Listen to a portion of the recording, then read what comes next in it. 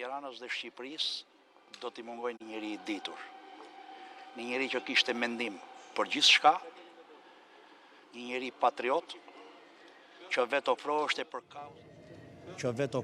për kauzat mëdha publike dhe kombëtare, dhe mbi të gjitha vinte në shërbim jo vetëm diturit dhe njohjet e tij unike, por dhe pasionin që kishte Artan Lamja për t'i mbrojtur këto çështje.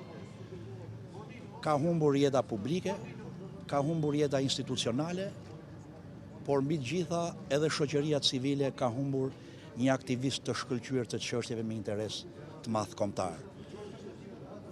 Artan Lamja ishte një njeri unik, ishte një intelektual me dije shumë dimensionale, të gjithanshme. E thash, kishte mendim për çdo gjë, por mbi të gjitha Artan Lamja ishte një patriot i lindur.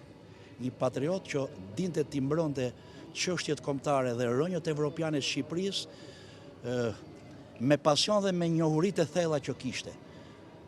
Dua ta sjell sot në vëmendje çështja e detit me Greqinë. Se ka mbrojtur askush si Artan Lamja, pa kush si Artan Lamja e ka mbrojtur atë çështje në atë kohë. Sigurisht edhe me shumë intelektual tjerë. Kështu që unë ndjem me fat që e kam patur mik, bashkëudhëtar në jetën politike, administrative dhe publike, dhe sinqerisht sot shoh zbrazësi në rrugët e Tiranës.